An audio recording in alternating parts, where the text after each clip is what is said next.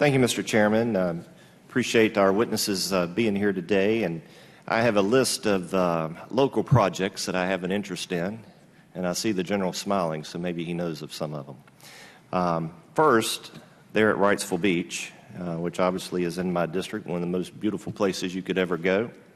I'm curious what the timeline for the post-authorization change report is, if you can give me any update on that.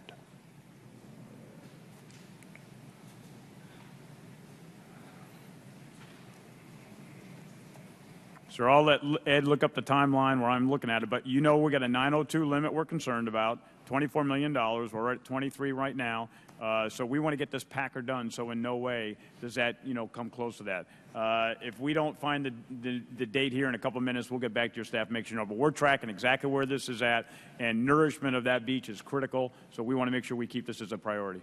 Now, one question I have directly related to that with the limit, the Section 902 limit, does it make sense, really, to limit the cost of a project that spans 50 years based on the cost estimates calculated in the 1980s? It seems like we need to readjust that.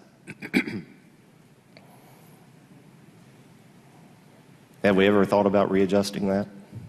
I think that's a very interesting question, Congressman. I have not personally thought about it, but I think relative to hurricane storm damage reduction projects, coastal storm damage reduction projects, the 50-year life is a consideration relative to the development of the plan, of the economics, and obviously, as you point out, through the initial construction and then periodic nourishments, the cost of the project. We might want to collaborate and talk further about that. I think you raise an interesting point. Thank you. Just south of there at Carolina Beach, they've been trying to get the study for the beach renourishment evaluation report since 2014. The basic question is, why is this taking so long? Is there a need for such an arduous process to get a cost-benefit ratio analysis for a project that has historically been proven to be good and necessary? And the other obvious question is, why can't we speed up this process by allowing some decisions to be made at the district level? So I think the answer to the last half of that, one of the things, and I've talked to Chairman Graves about this, I think over the last several years we have allowed some things to migrate to Washington, D.C. that perhaps are not the right things to be there. So Mr. Lamont and I are working very carefully to be able to figure out how do we delegate a lot of this back down. We can talk 408s, we can talk other areas, but we have done a lot of work to be able to push some things back to the divisions or back down to the districts to try to make sure that some of those decisions are down there. We do have a full sheet on Carolina Beach. Ed, I don't know if you've got the specifics on it, but this one here, we certainly are tracking where it's at in the work plan. We did put an extra $12 million against that one, and if need be, I'll come back over and see you and give you specific details on Carolina Beach. Can we get confirmation that those funds can be carried forward to fiscal year 2019? That certainly helps in terms of planning. I see no problem with that as far as we know of. So unless there's a reason, we would say yes, but I would see no reason why we couldn't carry those in. A couple other things, moving a little further south in my district from there. A provision that we included in WARDA last year in 2016, dealing with a no-wake zone there at Southport Marina. And this is a little pet project of mine because I've been there. I've seen the potential for a disaster. You've got a fuel dock sitting right there.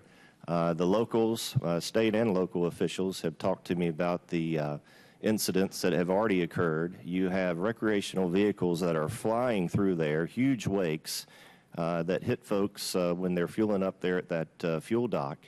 And there's a number of different minor accidents that have already occurred because of that. I don't see why the Corps cannot work with the local and state officials to establish a no-wake zone there. It would not affect commercial traffic. We made that very clear in the language.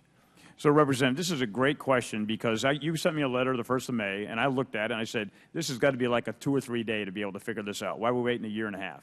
And so as That's we my blow question. back, and it goes back to what Chairman Graves said on implementation guidance. So as I get back into this thing, this gets extremely confusing because it goes back to what's the rights of people that are navigating the inland waterway versus what about personal safety on rec areas. So, and that's a very, very contentious question. And I want General Jackson to walk you through that. But what we're trying to do is make sure that if, in fact, we establish guidance, it's going to be the same as it is in North Carolina versus Florida or anywhere else in the inland waterway.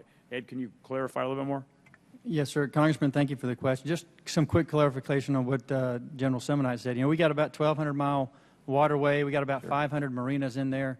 And we lack the ability to police all of that with no wake zone. So what we're trying to figure out as we work through the implementation guidance is how can we take the intent of Congress that came out in the implementation guidance, work it closely with the Coast Guard, who will help us with all the enforcement actions, and then engage with the individual states and locals who have very specific problems as the one you just mentioned. So we're very laser focused on that one because we already know that's a problem. I don't know about the other 499 marinas that are out there. But we've got to write the guidance in a way that allows us to execute what needs to be done to maintain safety. And that's our number one concern, is just safety, as you just described. So we owe you that implementation guidance. We're trying to synchronize that, and we're trying to, as quickly as possible, get that completed so we can service the target that you're talking about as quickly as possible, because we're already sort of ahead of the game there in North Carolina. But there'll be others that come out. We just want to make sure we have that right. Well, I've been there. I've seen the traffic, and in season, it is very, very congested. You got folks flying through there. It is a disaster waiting to happen, and I think we need to do everything we can to prevent that. It seems to me we try to pursue these cookie-cutter approaches, and every situation's a little different. You know, it's one of those things where I think good common sense and just good courtesy you know, would address the issue, and the bureaucratic maze that you're going through in order to adopt a very common sense measure just is a little flabbergasting to me. So I appreciate your attention to it. Congressman, we're definitely tracking this. We already met with the 3 stars at the Coast Guard to be able to work through some of this. So you have our commitment to continue to resolve it.